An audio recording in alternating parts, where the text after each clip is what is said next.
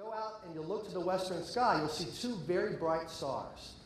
They're not stars, they're planets. One of them is Venus and one of them is Jupiter. And it's a striking sight that's available to you right now, that these two planets are getting closer and closer and closer together. They're not actually going to touch, but they are approaching what we call conjunction in astronomy. And it's unusual because you don't see that. Alignment isn't something that just happens any old time and it's humdrum. Alignment takes work. Alignment takes thought. Alignment may happen accidentally from time to time, but things don't stay in alignment. So what we're going to talk about right now is some ways for you to think about, as I think it was Bashak who was talking about having the right people in your session this morning. So I'm going to come out and ask some people. I want everyone in the room to think of a number, let's say from 5 to 105. And I'm going to ask 4 people to name their number. And if someone happens to name a number that's close to yours, like plus or minus 3 or 4, something like that, let's change your number so that we end up with a good distribution across the whole spectrum. All right? You understand? So if somebody says 13, don't say 15. And let's see. What's your name? Adrian. I'm Joe. What number were you thinking of? 98. 98. Any particular reason that you thought of 98? Adrian? No, it's like sometimes people are like, well, it's 1998, something amazing happened, or whatever. So 98. Very good. Let's come to, the best dancer in the room, this gentleman right here. Jeff, I'm Joe. Nice to meet you. What number would you choose? 36. Why did you choose 36, Jeff? Everybody knows that. That's an emphatic though. I'm sorry? It's an emphatic though. I understood what you said. I'm just sorry. So 36. All right, and let's go to someone in the back. I'm making eye contact with a woman in the very back table with red hair, I think. Yes, what's your name? Molly. What number are you thinking of?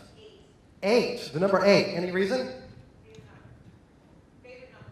Favorite number. So that'll be 8. And last but not least, how about the far side of the room? The gentleman with looks like a dark blue jacket. I'm looking at you right there. Yes, sir. What's your name? 32.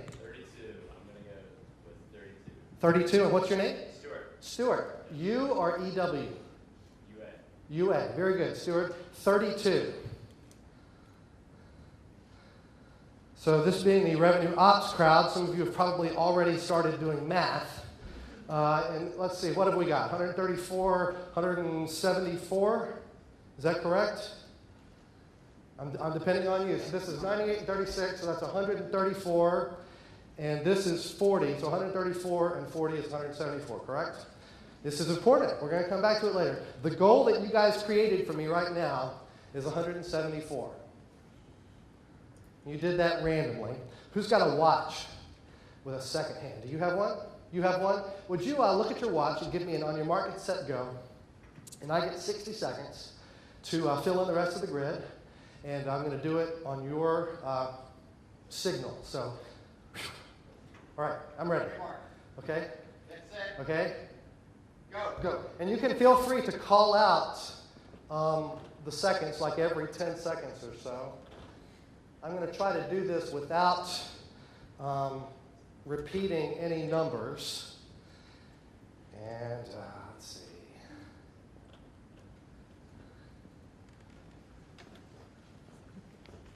Let's see if I can come close. Oh, really? Oh, my gosh.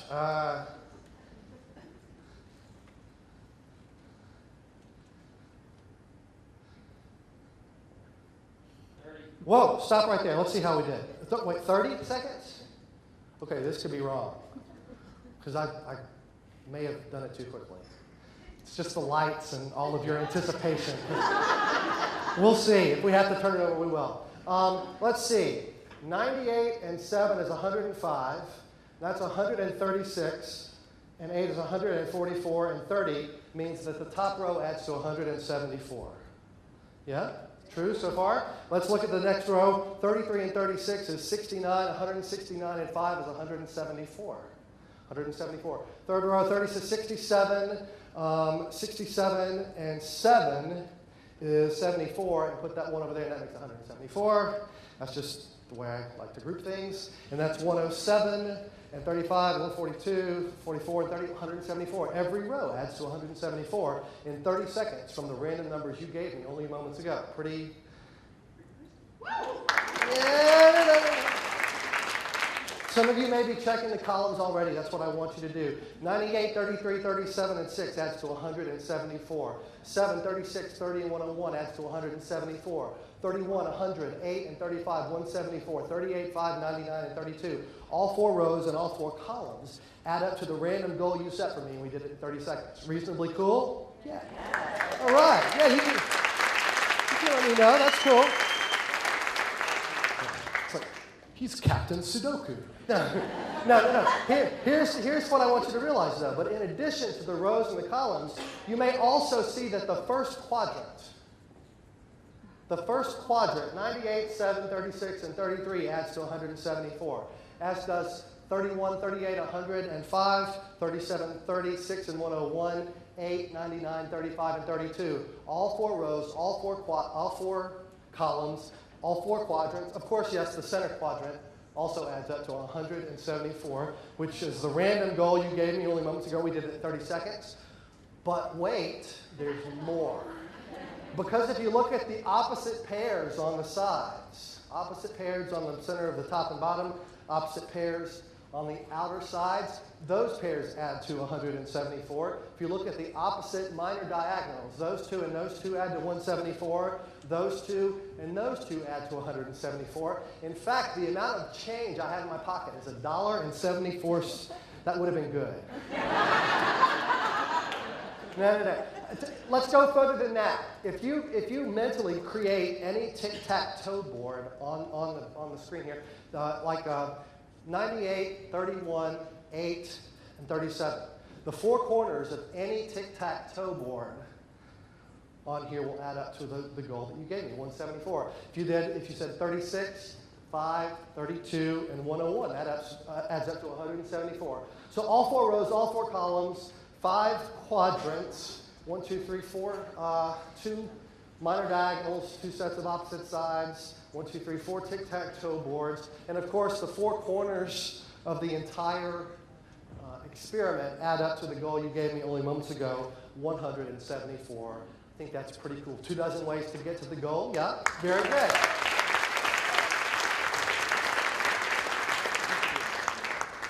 Who cares? He's good at parties. Here's what I want you to take away from this experience is this. You guys created a goal for me, a goal that I had to meet. And maybe I was pretty comfortable finding a way to hit it by adding up my skills, my talents, my resources, the various assets that I had, and I was comfortable in doing it a certain way. And I got very familiar with how I needed to do it to hit 174 going horizontally. But then something changes. The environment changed. The industry changed, and I can no longer add horizontally for some reason. No problem, they say, because we're DaVita, and so we're gonna just go vertically now. And so no problem, we're gonna hit our goal. We found another way to do it. And then for some reason, the federal government passes a law, or some oversight committee changes the way that you have to do things, or further changes in technology. You can no longer do this the way that you're used to. Well, everyone sees the horizontal and the vertical.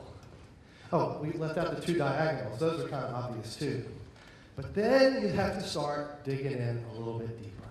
Say, well, I didn't realize it, but if I add this quadrant together, if I work with the skills, not in this way, but I work with this little neighborhood over here, then I've got 4 sets of skills that can help me achieve the goal that I need by combining them in an unexpected way.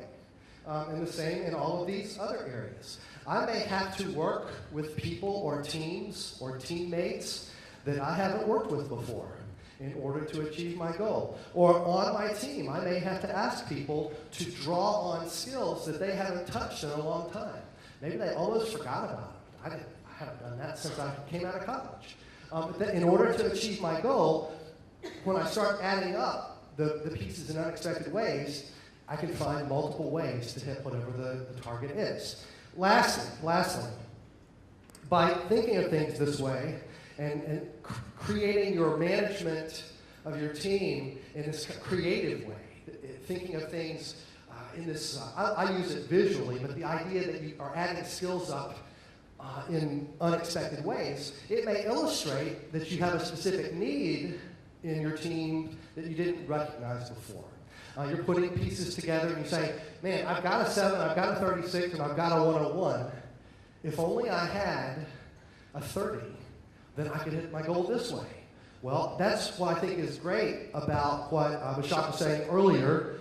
When you're experimenting, when you're innovating on your teams, you want to do it in a focused way that you can measure, because the results that happen for you may not be immediately useful to you, but they may be amazingly useful to someone in a different neighborhood who that's exactly the answer they were looking for. So I'm just going to challenge you to act on it in that way. When you're experimenting and you're measuring what's going on, don't just look at the results and say, well, that didn't work. That result, that outcome may be the 30 that somebody else needs in order to understand how to solve their problem. Okay? So this is the thing. We get used to working in the channels that are comfortable for us. And that gets us to be really good. But when we want it to be great, we have to add our skills up in ways that nobody expected. We didn't even expect. And it means that we may have to work with people and groups and teams and neighborhoods that we did not work in that way with before, but the thing that we found is precisely the thing they were looking for. That's a major factor in going from a good or great organization to a world-class organization, is that you're almost solving problems for other people before they even